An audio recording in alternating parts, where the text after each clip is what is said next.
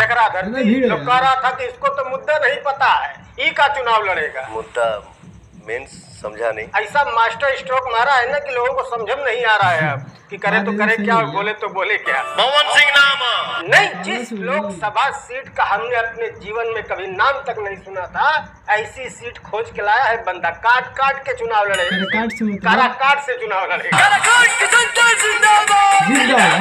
वैसे मान लो कि अगर पवन सिंह काराकाट सीट से जीत जाते हैं तो सबसे पहला काम क्या करेंगे? सबसे पहले गले में बीजेपी का पट्टा पहनेंगे।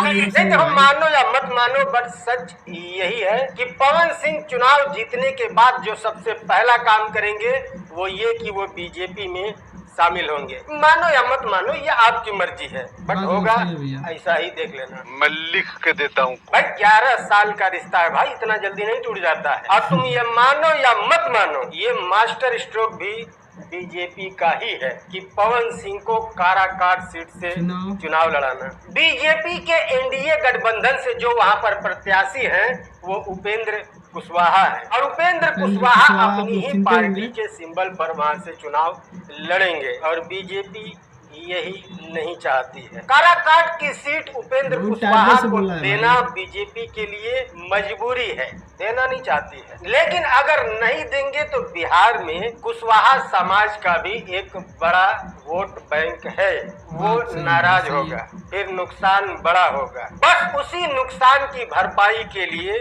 उपेंद्र कुशवाहा को वो सीट दिया गया है। बट वो सीट उपेंद्र कुशवाहा को देने से बीजेपी खुश बिल्कुल नहीं है। और हो ना हो, पवन सिंह को उस सीट से उतारने का जो खेल है, ये खेल भी बीजेपी ने ही खेला है। इसी को पॉलिटिकल भाषा में कहते हैं कि सांप भी मर जाए और लाठी भी न टूटे। जोर जोर से बोल के लोगों को स्कीमें बता दे। मतलब ये कि पूरे बिहार में कुशवाहा समाज का वोट भी ले लेंगे और काराकाट की सीट भी ले लेंगे। पता है ना आप सबको। खैर ये सब कुछ तो तब होगा ना जब पवन सिंह जीत जाएंगे। पवन सिंह हार भी तो सकते हैं।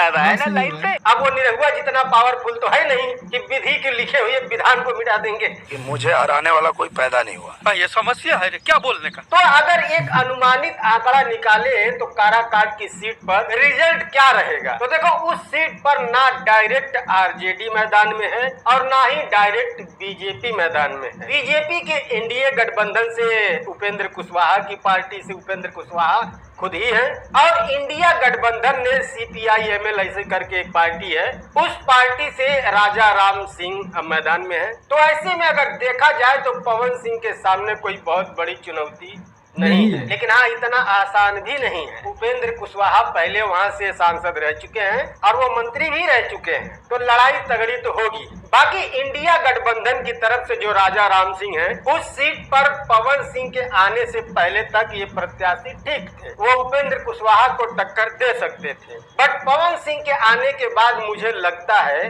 कि इस सीट पर आरजेडी को खुद ही ताल ठोकना चाहिए। मैं 100% कहता हूँ कि आरजेडी ये सीट निकाल लेगी। CPI-ML को आप कोई और सीट दे दीजिए, और इस सीट पर आरजेडी को चाहिए कि कोई यादव प्रत्याशी खड़ा करे। अब देखो, बुरा नहीं मानना, बट सच यही है कि बिहार में जाति देख